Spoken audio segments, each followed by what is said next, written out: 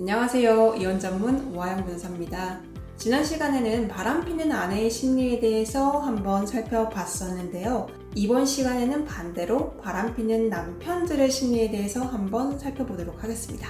특히 남편이 바람을 폈을 때 내가 남편과 이혼을 해야 되는지 아니면 한번 봐주고 넘어가야 될지 고민하시는 여성분들 많으시죠. 그래서 오늘은 어떤 경우에는 반드시 이혼을 하셔야 되고 어떤 경우에는 그래도 한번 재고의 여지가 있는지에 대해서 얘기를 한번 해보도록 하겠습니다.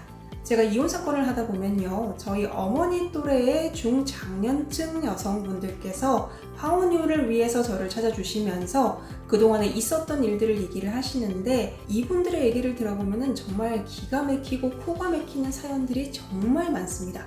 반복적인 외도, 폭언, 폭행은 기본. 대체 이것들을 어떻게 30년, 40년, 50년을 참아오신 건지 이해가 안 되는 사건들이 상당히 많거든요.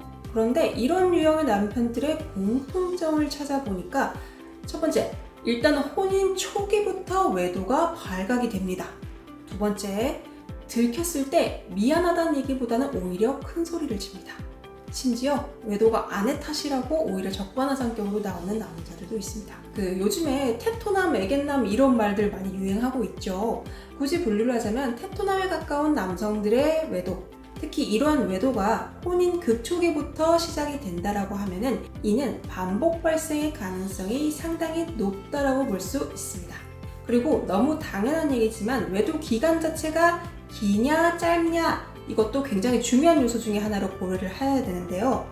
이거는 한 사람과 긴 관계를 유지했느냐 뿐 아니라 여러 사람과 여러 번 관계를 오래 유지했느냐, 그러니까 외도기간의 총량을 따져서 혼인기간 대비 외도기간의 총량이 상당히 많았다 라고 볼 수 있는 경우에는 이혼을 반드시 하시는 것이 좋습니다.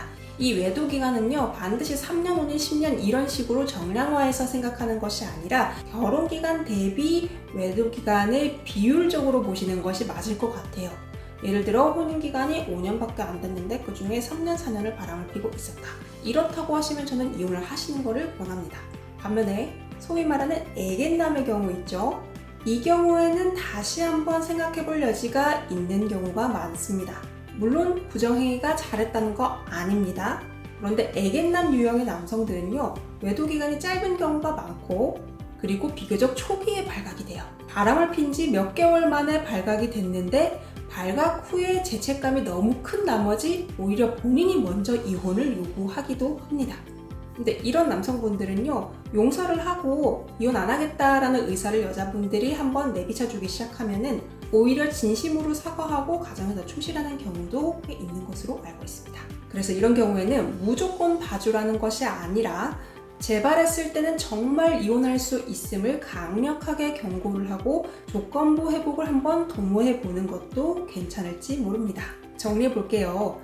내 남편이 바람을 폈다. 내가 이혼을 해야 될까 말아야 될까를 판단할 수 있는 몇 가지 기준을 알려드리면, 내 남편이 테토남에 가까운가 애견남에 가까운가, 아니면 비교적 혼인 초기부터 바로 외도가 시작이 되었는가, 그리고 상당히 부정행위가 진행 중에 발각되었는가 아니면 비교적 초기에 발각이 되었는가, 그리고 부정행위 발각이 되었을 때 오히려 큰 소리를 치면서 이혼을 못한다고 하는가 아니면 오히려 벌벌기면서 이혼을 하자고 하는가, 그 외에도 진지한 반성의 노력 등을 고려하셔서 이혼 여부를 결정하실 수가 있겠습니다. 어떤 남자들은 말하죠. 내가 바람핀 거는 실수였다. 그런데 이 실수는 한 번일 수도 있고 반복이 될 수도 있어요. 그리고 이 실수가 반복이 될지 안 될지는 우리는 알 수가 없기 때문에 이런 요소들을 가지고 우리가 미리 예측을 해볼 수 있는 거죠.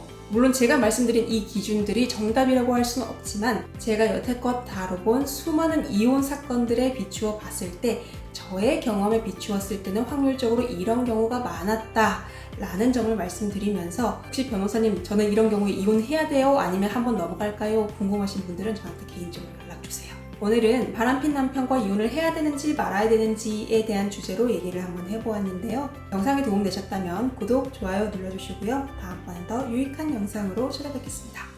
안녕!